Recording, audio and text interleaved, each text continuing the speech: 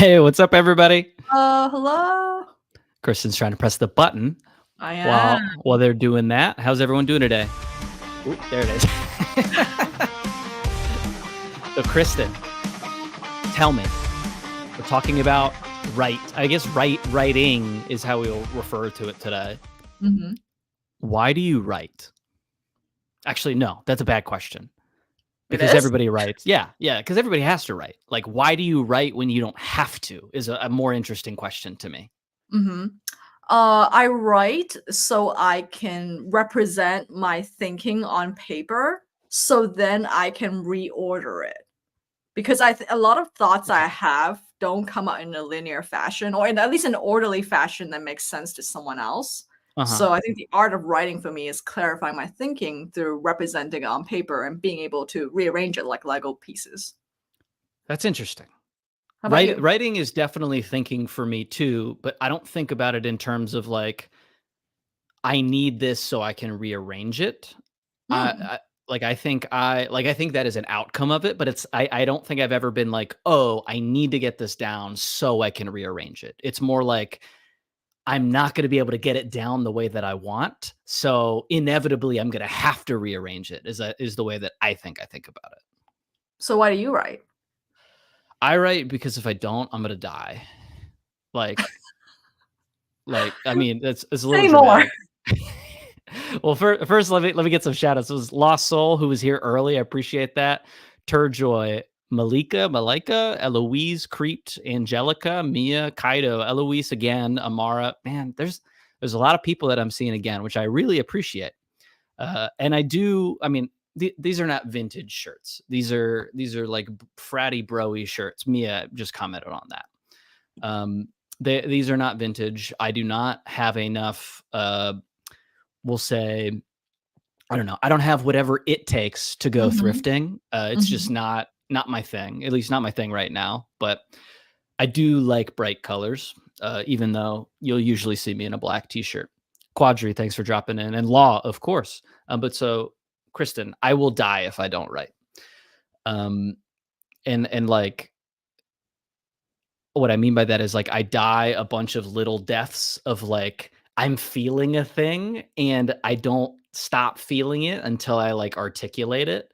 And like the way up here works for me is that like it'll just keep going up here until it comes out onto paper. Um and like obviously my blog isn't like that at all because it's like nonfiction writing, but I do a lot of like little poetry is kind of how I think about it. Not to dismiss it, but like short poetry, flowy poetry is like really fun for me to write. And I'm a huge I don't know if it's obvious, but like I'm a huge E. E. Cummings fan, so a lot of like that kind of energy stuff is how I like I don't know break out of depressive episodes. In fact, like the emo stuff we were talking about the other day was kind of broken like that. Oh, I don't think I never knew this about you, that you just literally have poems going on in your head, and you have to deposit them on a paper in order to be free of them. Yeah, I mean it's not so clean as that, but like I jokingly say like my Farcaster account's a poetry account, but like I'm serious when I say that too. And so Mhm. like you'll see a bunch of random stuff. Oh, and I'm seeing DeWolfie. It looks like Riley and Gooby. I don't know who that is, but Gooby, please. And then Sam's here. But yeah, so like I just like I don't know. As someone who struggled for a long time to like honestly express themselves like to other people, like Mhm. writing was always a way to do that. Gosh, yeah, and then, like, as we're getting our show together, like, the chat let us know if you are a writer. It seems like a few of you have already expressed Yeah. yourselves, in that regard. I see that, and hi Quadri, hi, Chi Lilybell, is that how you Thank say you. it? Thank you for trying that one. I saw it and I was like, nope, I'm not gonna get that. Yeah, and, Achilles? This is like, turning into, that, Key and Peele skit where they name the, football players? Aaron. Yeah, Oh, no, Aaron. no. Oh, Yeah, no, yeah, no. yeah. Well, That's both of them that's have names. I never thought about it, but those 2 sketches do have the same joke. Yeah, yeah, but you're It's a right, it's the Aaron situation that I'm having right now, the substitute teacher trying to read all these names. yeah. That's crazy. Like because I've thought a lot about Key and Peele sketches and why they're funny. I've never made the connection between like the draft, or excuse me, the Pro Bowl game and the substitute teacher sketch. That's super interesting. Ooh, and Mhm. Caro just dropped by. Yeah. Also, yeah, Osmo Taz Buckshank. Yes, that is a classic. Yeah. Oh, Drop your favorite Key and Peele name in the chat. Um, exactly. do we want to run a tighter ship today and get into the bangers so we can spend more time talking about right period? Please do. Okay, let me get that screen up here. Yeah. In the meantime, did y'all notice that I'm on the right side and Cameron's on the left side today? The Well, we're audio trying viewers something a little definitely different. did not. We're trying to see if it looks more like we're looking at each other in this orientation. But Yeah. go ahead with the bangers. All right. So we got some I don't know, interesting ones today. But like it's hard to curate bangers around a topic, especially like a topic like right, where a lot of like memes and things that generally get popular are very visual. And so we're gonna try to describe them. But I think like to me, writing isn't just about words. It's really about like crafting a narrative of some kind, which is like obviously why we put this one after the story one, because we wanted to keep yapping about this. But so I like all of these bangers today. I'm like really excited about the structure or like the nugget of the idea versus like its inherent mimetic value, I guess you'd say. Mhm. Does that make any sense? Yeah, I think we're trying to tie in these bangers with the themes, and you're doing a great job. Okay, I appreciate that. All right, so this first one is from Johnny Mack, one of Farcaster's finest. Very nice guy. Go follow him if you haven't. It's a classic GM meme, good morning meme, and it's a very on meta meme right now.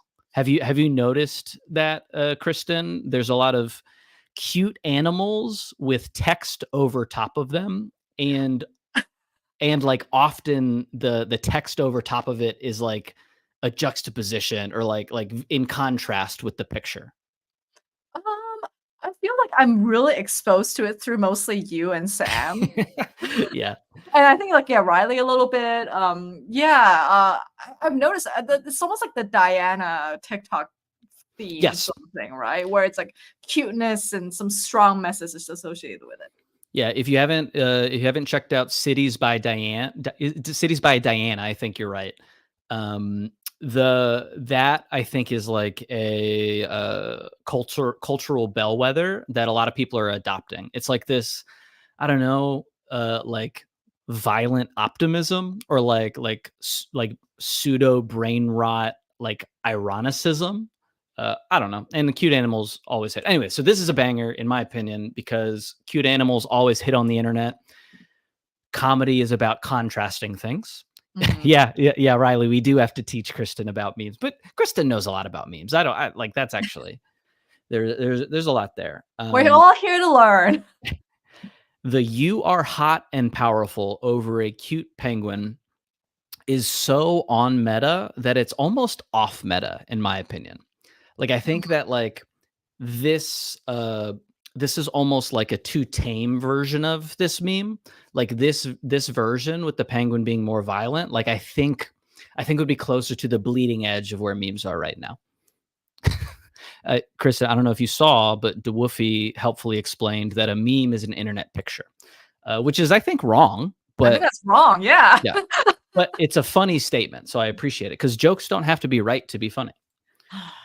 All right, Fine. so As a we're literalist, I'm not impressed. as a literalist, you're not impressed with inaccurate definitions. Yes. I get that.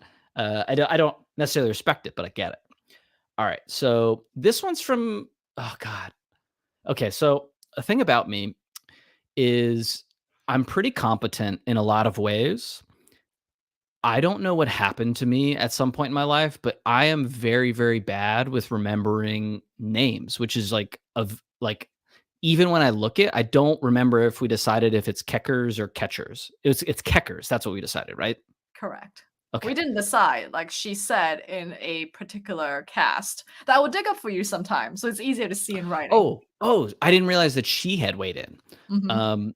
Farcook in the chat asked who invented the term meme. I think it was Richard Dawkins. Oh, was it? Uh, yeah, well, I like I don't know if that's right, but if somebody like Googles the origin of meme, it's going to go back to I think biology. Hmm. And I think there was a discussion about that. I could have completely made that part up, but Yeah. the This is the time where I'll disclose. I actually took a graduate level class on memes, so it's really funny that oh y'all are no, educating me. oh no, that's Oh, that deserves its whole episode. Lamb chop, yeah. thank you for dropping by. That's exciting. Hmm. Ooh, Farcook says I'm right. Kristen, I can't believe you doubted me about the origin of memes. Okay. All right. Press So F uh, to doubt. press F to pay respects. Oh, All right. darn it! Wrong letter. All right. So we're gonna go. I'm gonna lock it up for this one because this is actually a little bit more serious. Like, so Hmm. this is a banger, not for like the funny things that we've been talking about. It's a banger because it has a drama that you can only get with like somebody seriously conveying or like effectively conveying a real thing that happened to them that has stakes. Hmm. All right. And so Keckers was walking home from book club. I'll just read it for the audio viewers. Tonight, as I walked home from book club, I found myself having to run away from a tweaker schizo, wildly screaming threats and slurs. He was headed straight towards me, but I don't believe he was locked in on me as a target. I don't think he tried to chase me as I ran. This isn't the first time in the past week I've taken off running from someone on the street. Paranoid, perhaps, but why chance it? I figure it's better to be safe and just run, get myself out of the area. But it was the scariest by far because I know if that guy made eye contact with me, he would almost have certainly hurt me. The way he was screaming to himself was menacing. And once you lock eyes with one of these men, it's over. Not funny. But like, I mean, we've talked about this before. It's like bangers hit because they hit something in you, like they resonate with you. And I think that there's like something really compelling with this. Like one, everybody on Farcaster like likes Keckers, and like that's on its face, but like on a bigger level, it kind of hits a lot of really American things going on right now, where like a lot of people are talking about unhoused persons and how they like affect the cities that they are residing in. There's a huge like red versus blue strain of thought about how to deal with the problem as like an issue on its face. But like for me, the most interesting thing about this is like she could have just said, I had this bad experience, but she didn't. She took us along with the experience. And I think for people that are like writers or like to think about writing or like to think about stories, Hmm. this hits harder than a lot of like content on the internet. Cause like a lot of people tell they don't, excuse me, a lot of people tell they don't show. And Right. like, I mean, you're going to get into this because you actually like taught writing. I've just, done what I do, but like showing people, not telling them is so much Mhm. more powerful. Uh, uh Exactly. yeah. Yeah, I Do think that Keckers has pretty much hit the frame of personal, right? Like, there's no one else could have described this particular experience, yeah. and like I think she's actually working on some sci-fi writing as well, some sort of dystopian sci-fi writing. Yeah. So it's really clear like that she is a fantastic like writer in this regard. And of course, there's also the context of like her being kind of famous on Farcaster, Right. and which means that we kind of like have been taken along on the episodes of her life Right. and seeing how her current residence in Austin has been an unfortunate situation one after another. So I think that just makes it extra engrossing. But I was telling Cameron, like, before this stream started, that I was like, sometimes I'm like, oh, I hope that like Keckers doesn't just get stuck in this situation because we're so entertained Yeah. by her misfortune. You know what I mean?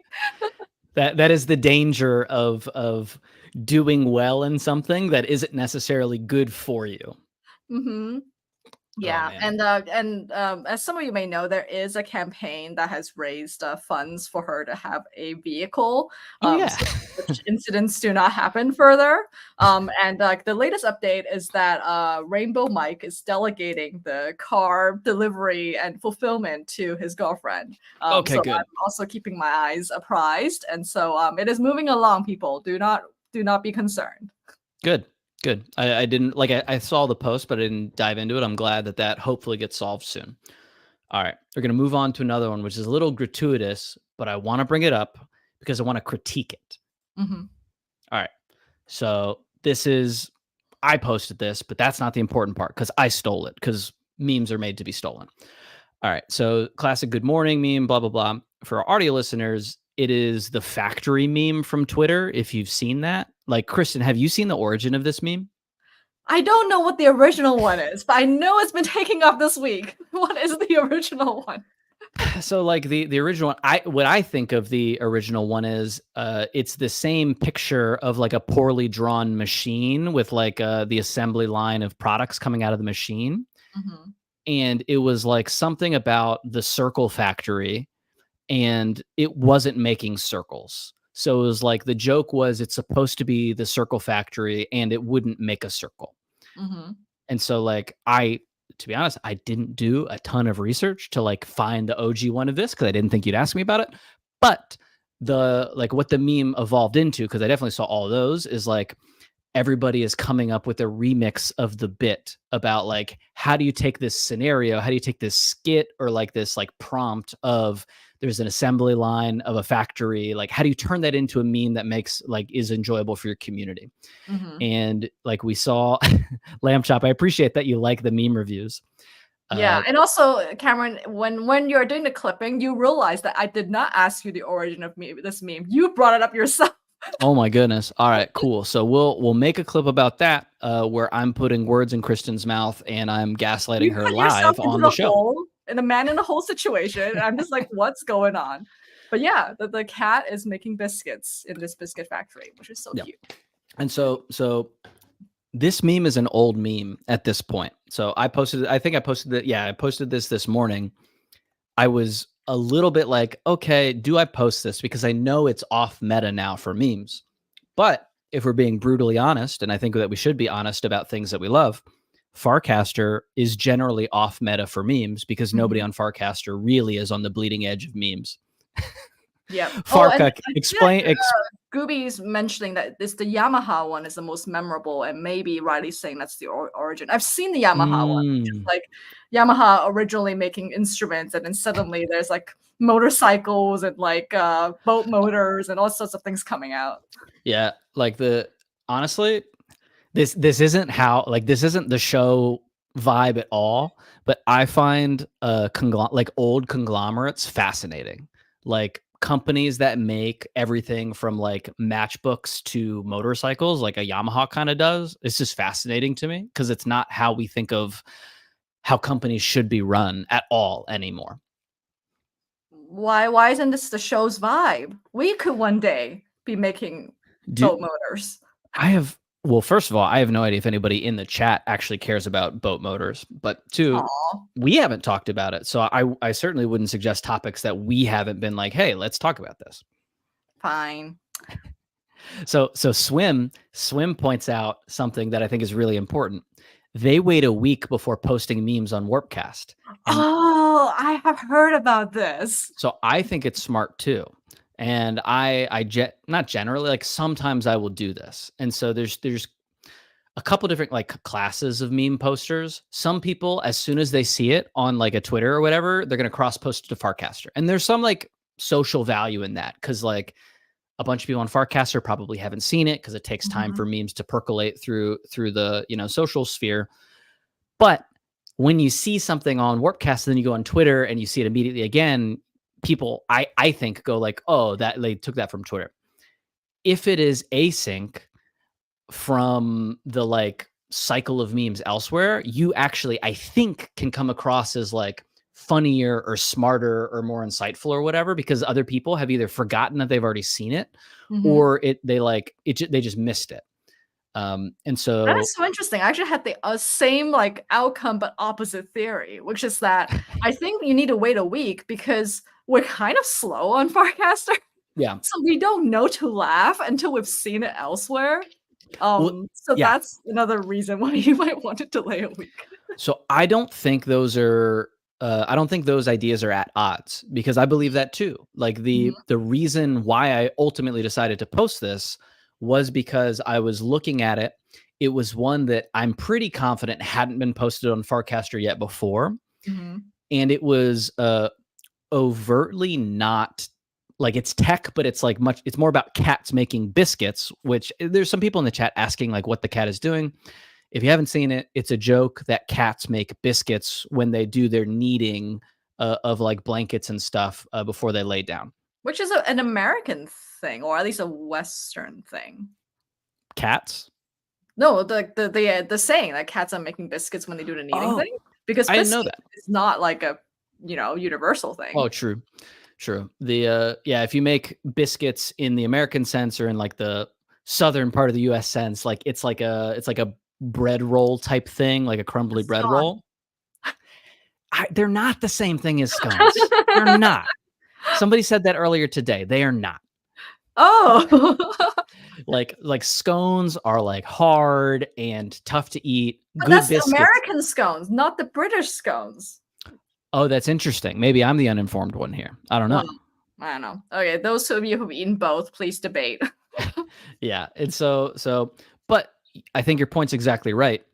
If you bring a meme, like why is a meme funny? It can be funny on its own. It can be funny of other things that are funny to people.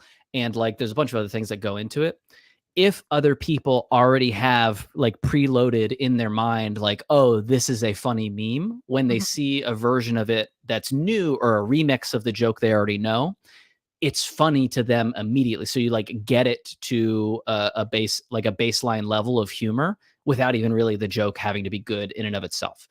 I like to think of it as like, and I think you're going to remember this era of humor, but like pre-social media, a teenage boy's source of humor was like comedy movies. And so like Superbad would come out and like a dude 12 to 16 years old would just like say the same 5 fucking quotes over and over again in their friend group, because like that was the main source of comedy for them. Yeah, I like Superbad. Yeah, but like, oh man, there's a whole we're comedy nerds, but like there's a whole rabbit hole to go down in that, like the cultural role that those like golden era of some people call it of comedy movies used to fill is now filled with like, TikTok and places like that. I think it's super interesting to think about that. Right. And I think there's also like this selection process I have where, like, for example, this meme, I'm like, okay, I saved it because it's the kind of thing I can share outside of Farcaster and it doesn't have any context. It's just like funny, especially with cat people. So I think there's also like that going on where like certain memes are like universal enough. I think we talked about that in a previous episode. I still am a fan of the universal. You did not change. And I'm not trying to. Like, I love cats. Obviously, I post cat stuff often. I have 2 cats myself, and so like I think that's a staple of my humor. I don't think you're gonna find this next one funny though, but I think it's really funny. All right, did you see this one? For our audio listeners, it is a sequence of numbers. And Christian, do you know the sequence of numbers? Is it the Fibonacci? I didn't actually double check. I didn't double check either, but yes, the bit is that it's the Fibonacci sequence. You can eyeball the first 10 and it's like, oh yeah, that's probably it. This is funny to me because it's not that funny. And that's like a dumb reason to put it on our banger list. But in the context of like Farcaster, which is where we spend most of our time, like I think it's funny for a couple different reasons. Farcuck, they are not FIDs. And I thought they were FIDs at first too. So like people have been ragging on lists lately, myself included. Have you seen that? Is it, which maybe you're the next one you're gonna pull up? Is it the one like suddenly y'all decided to pull up like your favorite bands when you were a kid or something and like list them or something like that? Well, okay, so like lists are a really interesting content medium, or like they're kind of like the nerds version of BuzzFeed quizzes. Like like people. Sorry, Riley put funny doesn't have to be funny only on Farcaster. I don't know what that means. Can you say more? All right. So lists, at least for Farcaster, since it's like a primarily short form text based social platform, they're a way to lower the barrier to participation in the content that like people are putting out. And so Mhm. like all cultural formation is the result of people like interacting with each other about concepts and ideas. And it's really hard to like blank space come up with like stuff to write and post that is interesting to other people without like it takes effort. And so I think when you do list type things, the the person looking at it has Mhm. implicit permission to participate in it because like one, they've probably seen other people participate. Like the way that we do it on Farcaster is really with like quoting other posts that are Mhm. like the same list. And it's like it constrains the problem space of trying to come up with like interesting ideas to talk about, to like Right. just It's like a name these things. spontaneous, improv game that's, Yeah, yeah, easy yeah. enough for anyone to participate with their own spin. 100%. Uh, I studied applied math in college, and so anytime there's a math joke, I'm just kind of a sucker for it. So that's why I personally think this is funny. We've kind of been abusing lists on Farcaster, and we're going to jump into actually this next one here, uh, and it's the other list because we're talking about like Yeah. writing. We're talking about like writing and how do you put stuff down on paper that is like worth another person's time to listen to. Mhm. And this list for audio listeners, it's a list of bands or music that ostensibly the person posting it like likes. It's a no context list. It's just quoting a previous post list, and it's just like it's kind of a way for people to all right, it's kind of a way for people to signal that they're cool if we're being kind Oh, of like totally. This is blunt a about it. status play. I see through all of you. I see you. Right?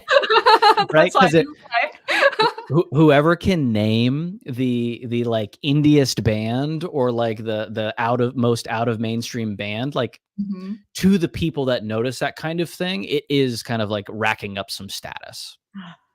So you know what all this reminds me of? When back in the day, when I was an ancient being dating on OkCupid, like Good this was a lord. thing that I Okay, did. Cupid and Plenty of Fish and Yeah, well, only OkCupid. Filet Fish was a little seedy.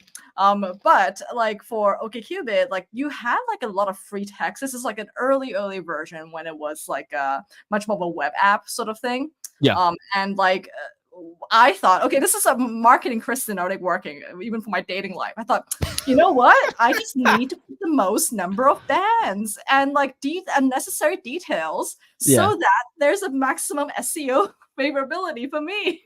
So, Good lord. so I Did it just put work? down every single interest in every single band I knew. Um, well, I'm very lucky. My wife is the per person I met, pretty much. Whoa. It's done. I know I'm the That's worst. crazy. Yeah. So I feel like I had the outsized like outcome. But I don't know whether it's because of the list. But again, my market is very small because it's like a woman looking for a woman, like there's like 10 people anyway. So maybe it didn't matter at all. But that's what these lists reminded me of. That's fascinating. And do you see Riley's comment? Like Riley was a moderator on OkCupid. Oh my gosh. I That's didn't know fascinating. OkCupid had moderators, I mean, Riley. This is so funny. I feel like Riley has touched parts like almost every part of the internet at this point. Yes, I agree. I agree. There's a lot of lore there. Answering Horrible indeed. Mia, how do you get the banger list?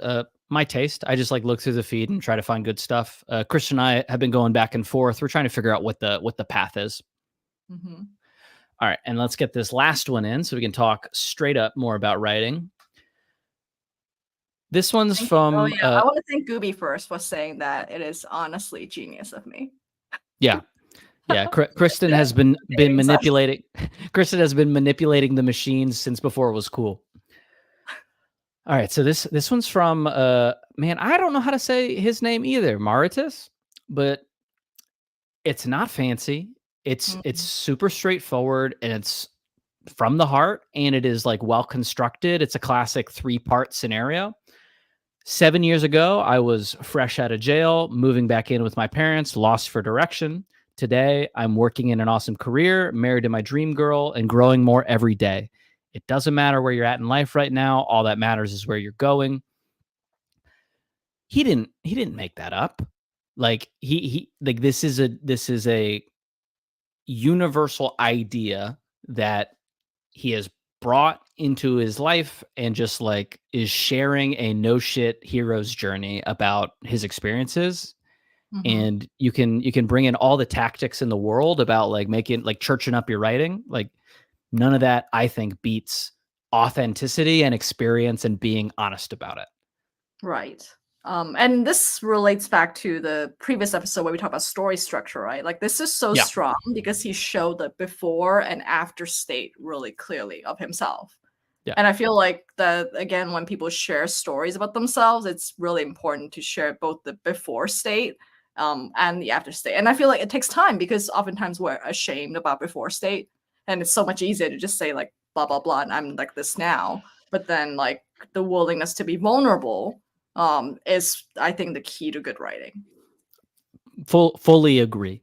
And honestly, like I really want our show, not to get like super meta, like I really want our show to be the like before aspect of both of our lives. Obviously, like, we like our current lives and we're doing reasonably well, but I mean, I don't want to put words in your mouth, but I don't think either of us think we're at where we want to go, right? What a tricky question. I'm putting you When you on the say it spot. that way, well, when you frame it that way, I was actually having two like contradicting thoughts, which is like, this is so good right now, I don't want it to change. Mm, Same time of like, oh, we can go so much further. Both are present. yeah. There's a really, really interesting tech essay called The Room. Have you read this one? Remind me again. So the room, it's like a really simple concept, and the core idea is that sometimes you are working on a thing, whether it's like a professional or a creative or whatever. You're like sometimes you're working on a thing where the room that you're in that you're working on it is just electric. You're surrounded by smart people. Everyone's like earnestly trying to make this thing work. A lot of the time you're working on like in tech an ambitious thing that potentially like changes a lot of things for the better. And the key idea from the essay is that everybody's just trying to get back to the room. And I think that's really interesting because like you can be super successful and you can like do all of these really incredible things, but if your day to day isn't in whatever your version of that room is, like it's probably not that worth it. Are we in the room right now with everybody? I think so. I mean, not to pander too hard, but like I've never done a thing where I got to work one-on-one with someone like you that I think is like very like competent and intelligent and smart and like funny, and also get to do it with like a bunch of people in a chat type of environment, both like during the show and in comments like on Farcaster. It's like it's like an interesting feeling because every single interaction that I have is helping make this thing better, which Mhm.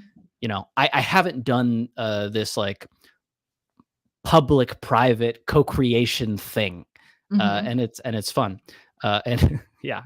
So I do think we're in a version of this room. I think so too. And then of course the funny thing is I try so hard to explain to my creator friends who are not on Farcaster like the magic and Yeah. it like the seniors and all those kind of words that we use, and it's really a feeling and it's really hard to get across. So hopefully with this show we're able to almost like bring this like Farcaster energy to a much wider like internet world. Yeah, and maybe we can invoke the infamous Adrian Senius and Mhm. just this community of not everybody's supportive, but like the general sense of everybody is like earnestly working on things that they're really passionate about, which is cool.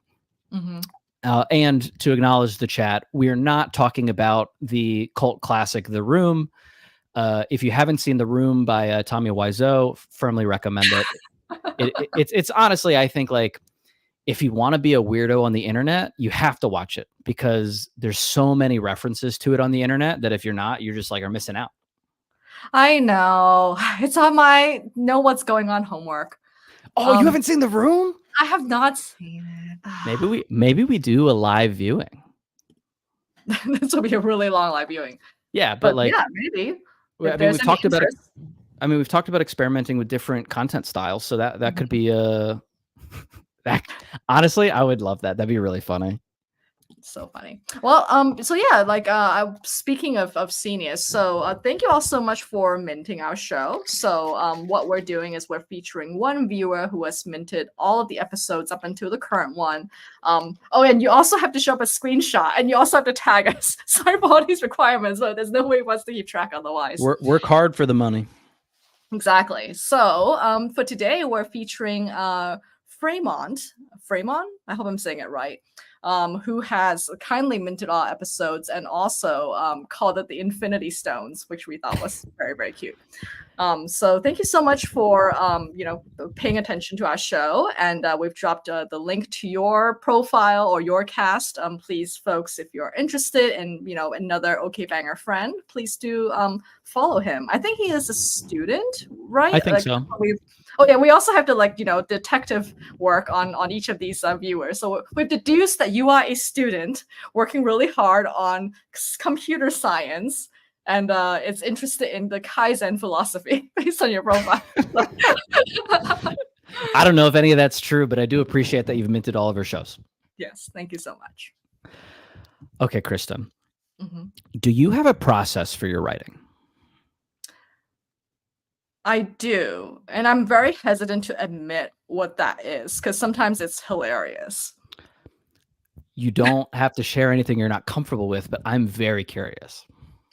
So, lately I've been using Farcaster as the driver of my writing. I've noticed that I fly out casts a lot more easily. I don't have as much like hangups. I'm not as like precious with my words. So I've been using the cast window to write my essays. That's great. That's what yeah. it's for. Exactly. It's very, very risky. So for those, don't just copy me, because if your browser crashes, you will lose your draft and be very sad. So Yeah, I that don't sucks. think, yeah, you gotta like constantly there. be having it in your clipboard or something like that. But yeah, I found it to be a really good bite-sized length, especially the long cast length is like just right to communicate one core idea. You're not exploring any screenshot essays, right? I am, because like so I'm also part of Oh right, yeah, you got a whole flow. Yeah. Club. Yeah, so and turns out he actually had this rule that I wasn't supposed to paste just plain text in the cast. So I will be posting my screenshot essays, but essentially it's just the long cast but made into something a little bit more tidied up. Interesting. Okay. Cool. When did you start that process? This was a month ago. So before that, I've done the Substack rounds. I've done like various forms of long form writing, which usually starts off. There's a few ways. Sometimes I go on my verbal diarrhea and like transcribe that, and that's the first draft. Sometimes I handwrite it if I feel really in a certain yellow legal pad, squirrely, very Seinfeld kind of mood. Yeah. So it really depends. Or it could just be like docs.new and then start a new Google Doc. But however, this has caused the chaos that is my writing organization system that we can get into, because there's just so many different starting points depending on my mood. How about you? I'd like to say that I have like a process, because part of me would like it to be replicable.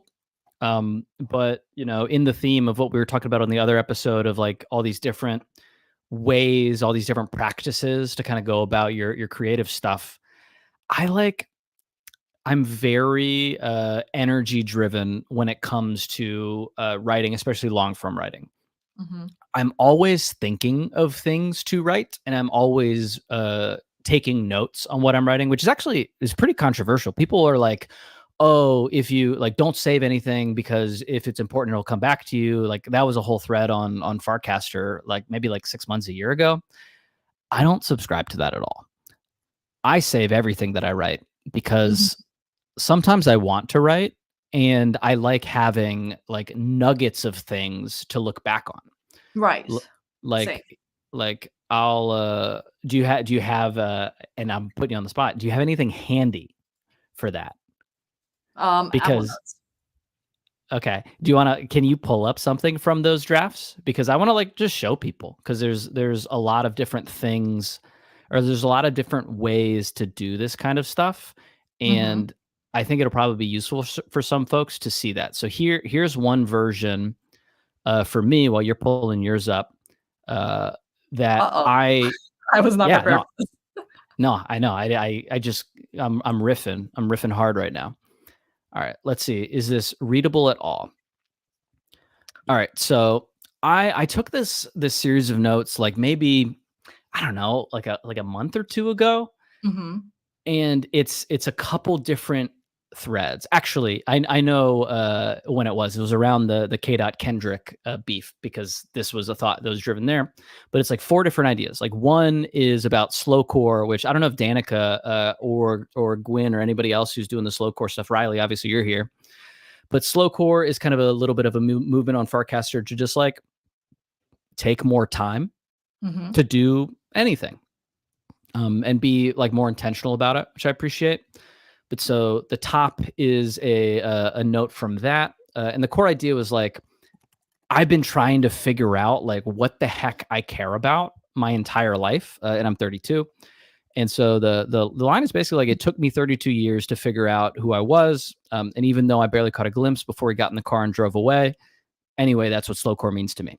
Obviously, that's not connected to each other, but there's like a couple different things in there that like if I do have something like a practice in writing, I'll take Mhm. these bits that I know that I want to like communicate about, and I'll try to Mhm. extend them. And so like Mhm. I would probably make this into kind of like a 3 paragraph or 3 part writing where I talk about the first one, talk about the second one, talk about the third one. And then I Mhm. do kind of like the same thing with the other pieces of it.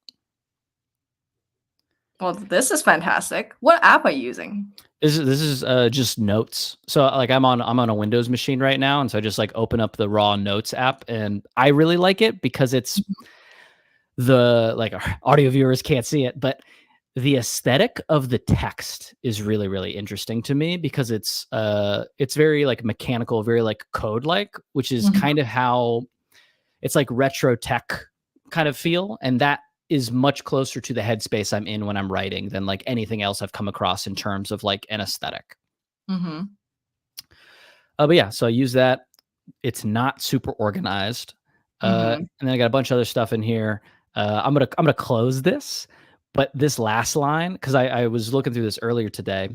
The internet is real life. We're just waiting for the patch that lets us live there full time. Is Mhm. something that I think about a lot. Uh, and it's a theme that comes up in my writing a lot, and Mhm. so you'll see a bunch of snippets on all of my posts like in like thread through these posts that talks Mhm. kind of like that too. And I think like if you don't take notes about what you're writing, you can't Mhm. notice those macro trends that you have about yourself and the things that you like continually go back to. Mhm. um or at least I can't think of those things unless I'm like staring at a bunch of different pieces of paper, and often it is like pieces of paper. That's Do you, that's incredible. I feel like I can nerd out about your system all day. I pre- I'll show mine, but I please. almost want I'm gonna do it in reverse. Okay. So, this is my website, and I actually coincidentally, this is not a setup, but coincidentally today I did post about my website. But that's where I've stored most of my like I've gone through a few drafts when it comes to writing sort of thing. Yeah. So for some of these essays, in fact, I think in the colophon, if that's how you pronounce it, I I don't talk know. about reviewers and I thank them, and like some future stuff I want to change because these are always like drafts in progress. So Mm. so like the more formal kind of writing. But if you go into the notes section, that's where you see all my weird notes that have been public this whole time.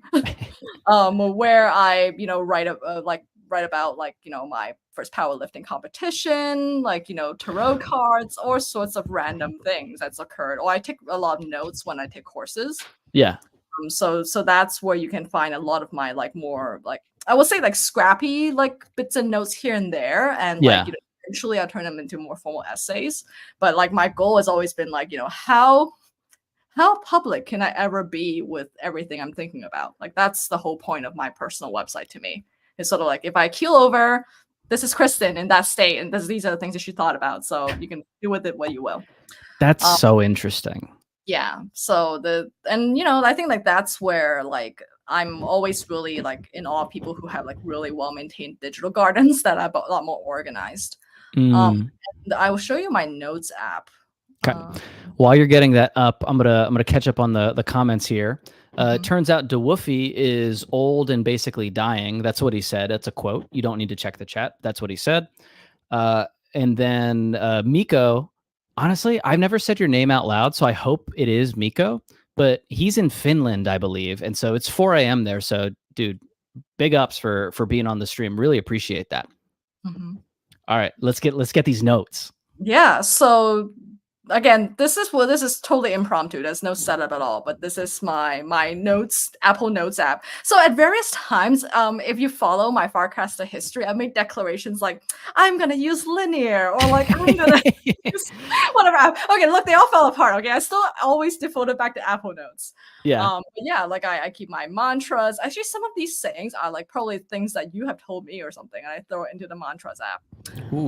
And then yeah, my to-do lists. And Farcaster is almost like the dead zone right now, like because a lot of things I eventually will post, but that's where my little bits of ideas come in. And like I eventually post them, but actually if they stayed here, it means I haven't done it yet. Or I've done it, but in another iteration, I need to clean it up. So you can see it's super messy, but like actually Jacob was asking me about Seymour and is prompting me to post stuff and then whether I actually do it. I'm like, no, I have an endless calendar of stuff I haven't even posted yet. So yeah, so I throw a lot of things in there. Can I ask, how often do you go back to these? So, for example, like I go back maybe once a week to be like, that's so good. Oh, thank you. Yeah, that like sorry to interrupt. Like I just think it's very rarely do people have the discipline to consistently review the things that they do, even if it's like just once a week. I think like that's a really good cadence to do that because it's not like obsessive, but it's also not like long enough where you forget what you had been writing about. Yeah. So for example, this note that I think only I understand. I played Dominion with Ansgar. Turns out he is one of the I'm gonna close my notes for now. He's one of the OGs on Farcaster who has been on the auto follow list. So he has like a 6-figure follow list. Yeah. But then he said to me that, I feel like so bad that people auto followed me and I don't want to bother them. So I made my own personal channel and I only narrowcast to it. So only people who really want to know what I'm writing about will follow and see the cast. And I was like, God bless them. Exactly. I was like, who does that? So that's why, like for me, I feel like there's quite a number of us who have used these personal channels for writing, and that's also why I recently posted a bounty to be like, okay, let's find every single personal channel out there because I think they are I saw that. closest to blogs that we have right now. Ooh, that's interesting. What's your favorite personal channel? Oh, my favorite personal channel. I do like yours a lot. Okay, thank you. But I feel like that's such a hammy answer, so I'm gonna name it. Yeah, no. I what's tough about personal channels on Farcaster is that like people have not Horsefacts posted this today. It's a lot easier to start a channel than it is to maintain a well-curated one. Yeah, I know. And then like some kind OK Bang Reviews have asked me about starting a channel. And I've been very encouraging, but actually, in confession, I've been thinking, you don't know what you're signing up for. Yeah, but I feel like you won't know until you try it. So I'm here to encourage you, and I'm here to support you when you run into issues. Yeah. First of all, Farcuck, rude that it's easily 6 because you have 2 competitive, pretty good personal channels on this podcast right now. Second of all, I also agree 6 is a really good one. But I hear you, Kristen, on the like, it's hard to figure out where to go with it because it's like a little bit more pressure than like a Facebook wall because it's like there's new people coming in to see it, whereas like a Facebook wall era internet was fairly static. Like you weren't gonna like grow your following or whatever on that. And Mhm. since, like I treat Farcaster as like, I mean, we've been talking about this to internet kind of theory, which I don't know if that's the name that it should have, but the like for anyone that didn't see it, I made like a little, honestly, I was just kind of like pissy. I think it was yesterday or the day before. And I was just Mhm. like, nobody refers to the internet this way. And I think it's really important because I'm kind of narcissistic that way. And the first internet is the internet where you go and you see the funniest, the most interesting, the most useful content from the people that are like very, very, very good at making things because they've been doing it for like years, maybe decades at this point. Mhm. And then the other internet is what I call the network internet, which is like all your friends that you interact with via computers and DMs and devices. And we take both of these things and we shove them into the same app. Instagram is the most explicit of these, but like all these other apps do it in various ways. Mhm. And I don't think that that's how you build the best app for each of those use cases. You end up with one spot where you can do a bunch of different things. But like, I think the energies between the two aren't just like different; they like collide with each other. But Kristen, we haven't really talked about it. Like, what are your thoughts on that?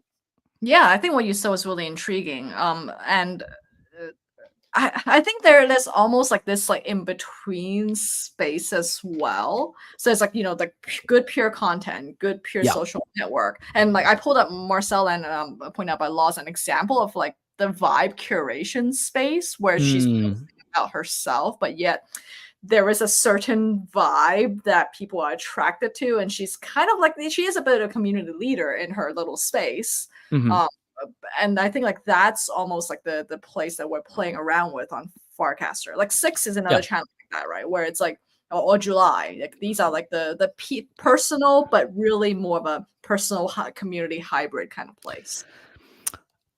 If you're running a personal channel, are you a shaman? Yes, because I think you were one of the when I was running just starting off with the Kristen channel, I came to you for advice. And then you told me, oh, you are the vibe shaman slash curator. Like you have to maintain that as a channel owner. If you want it to be like what you want it to be. Interesting. I don't remember saying that, but I'm glad that I did because that sounds smart.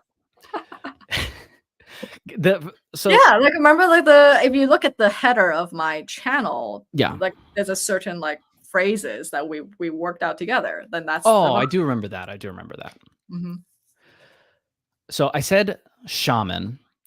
That's a word that I haven't really used historically, but now have been like trying it out. And I don't know about you, but like when I come across like a new word or a concept or idea or whatever, like the way that I learn it or internalize it is by just like bringing it into the conversations that I'm already having. Mhm. Because I don't think that I like know how I feel about things Mhm. until I write it out.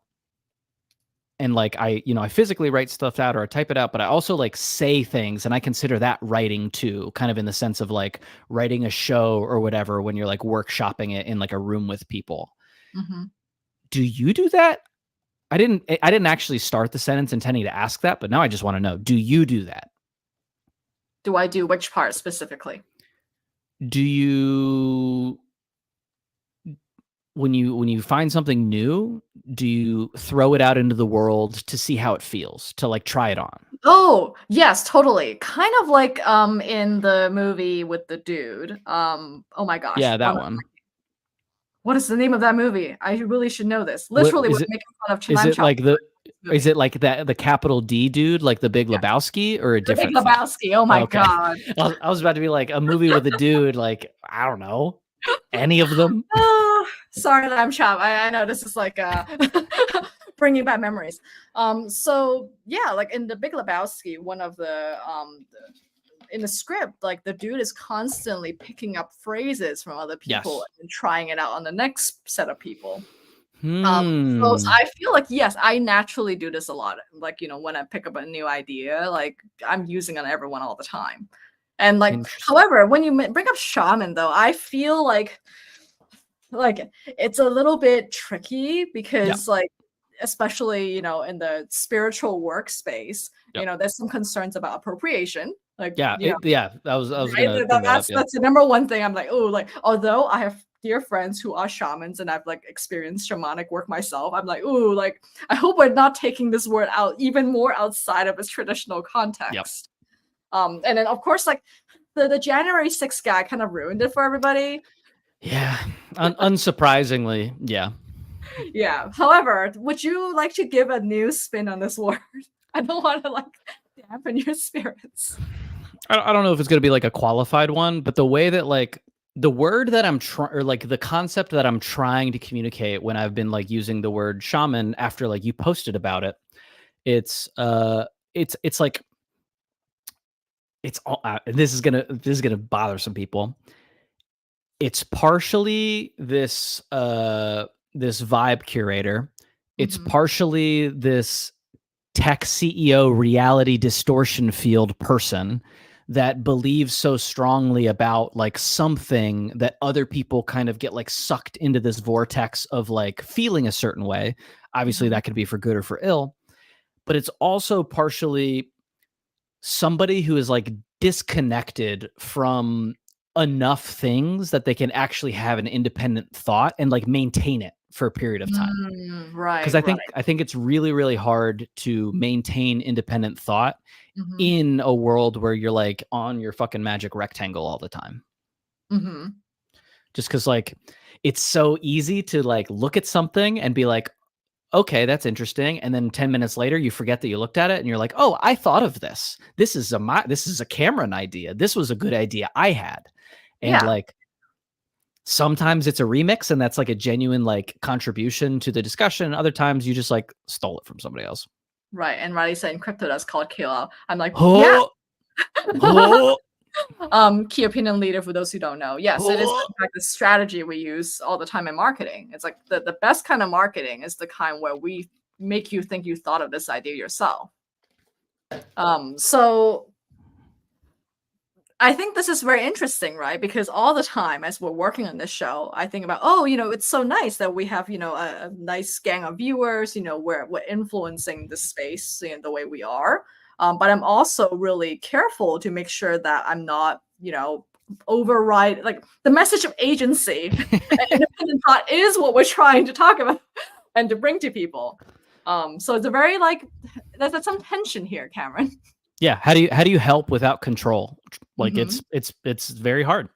Right. Uh, And it's something I we think about in a religious context all the time, especially in chaplaincy. Like a lot of my like mm, implicit goals is to almost like alert people to all the ways in which like certain cultish frameworks are used by corporations, by religions, yeah. like in order to control, human beings. And we gotta be aware of all these mechanisms that are at play.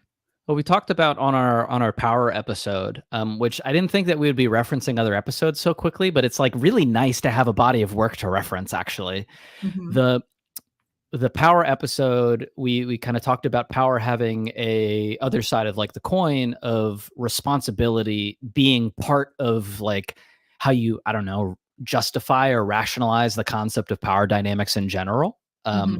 Or maybe that's like that was our value judgment about how to be a person in society. Mhm.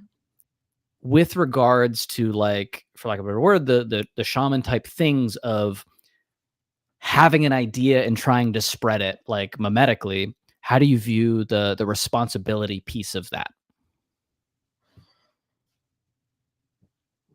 I think there are some fundamental foundational things like agency, Mhm. like, I'm trying to think of more big grandiose words, but Like, okay, craft. let me Like there's couch it certain in things that are just like pure. let me couch it in like a tangible thing. Mhm. If you had a platform like a old Mr. Beast, like a Jimmy platform where like you could post Mhm. something and you knew a million plus people were going to see it within like a couple hours, Right. what things would you think about before you post it?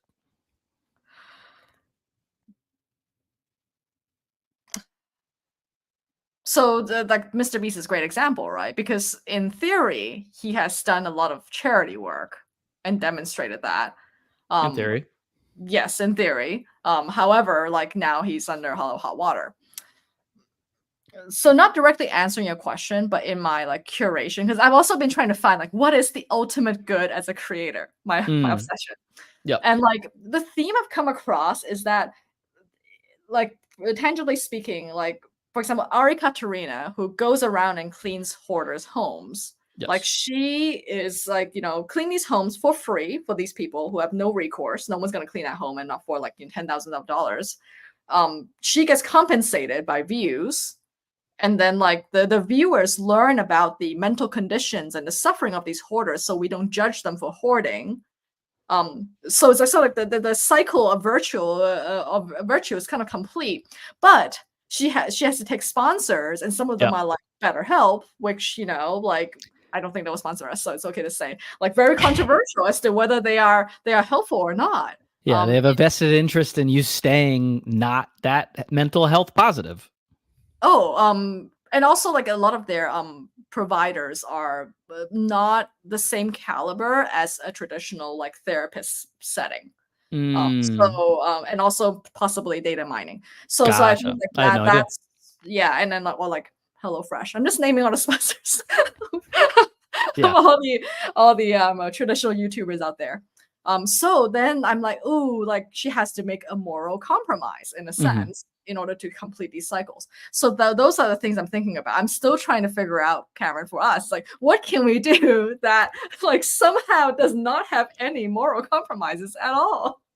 Yeah. I mean, I don't know. Like I think we've talked about this before. Like I'm a pretty big fan of The Good Place as like a show. Mm, Both as like a vessel for learning about kind of hard concepts and ethics, but just as like a show in and of itself. And if you haven't seen it, like spoiler alert, just like skip this next bit of the show. mhm. But like the math adding up to no matter what you do in the modern world having like negative consequences, it's like a funny bit for the show, but it's also like I don't know, it triggered a little bit of an existential spiral for me. Not that I hadn't thought about it before, but Mhm. like I hadn't thought about the math before. And like for me, once I start thinking about like the math is when I'm like, oh no. Oh no. Well, so I feel like we've gone down quite a tangent from the original theme of writing. So what? That's the show. Yeah. Oh What man. else you want to say before? Because we get like I'm here to hang out for a little bit. I know we Mhm, wanted to get across some writing ideas, so mhm. let's end on the right note. Oh gosh. So and one of my questions to ask you is like we both have expressed this almost like perfect writer's cabin fantasy, right? Of Yeah. like, oh, it'll be so nice if we are not interrupted or interrupting ourselves. Yep. And we have access to this space and the place to think, and we can finally write the way we want to write. Hmm. Um, of course, this is a fallacy, just like many of my other procrastinations. Like there would the whole somatic experience of that perfection is not actually achievable. Maybe it's Right. actually achievable once you have written and gotten it out of your way. Mm. So I was wondering your thoughts on that. I tend to like try to go back to like no shit examples of like real authors and writers out in the wild and what their journeys were. Hmm. Because for me, like obviously there's always like scenarios you can construct. And even if I wasn't a writer, the idea of just living in a cabin for an extended period of time is inherently appealing. So it's very hard for me to separate the two. but Mm, but the but every author I found interesting or profound or they do something that I like look at, I'm like, hey, I want to be more like that person. hmm. They've all had like a lot of like real no shit experiences. And like even an experience that is like a lack of experiences. So like, we could talk about like a Cormac McCarthy who's, just living in like shitty cabins and doing these like very middle of nowhere type energies, or like a Hmm. Emily Dickinson who's like primarily like a shut in, like all these people that I find admirable in some way. they experienced things. They interacted with like their world, and looking at how like what has come out of the experiences that I have, like I don't think I'd be as good at, like, not that I'm like phenomenal, like I don't think I'd be as good as where I am today if I didn't like bounce against the world in a meaningful Mhm. way. And so like I think if I'm like being honest, as much as I like to fantasize about the cabin, it's like I'm going to be better at the things that I want to be good at by interacting with the world, not by avoiding it. Mm. All right. Well, I'm gonna play us out. So thanks for hanging out with us. I hope you get to interact with your world wherever you are.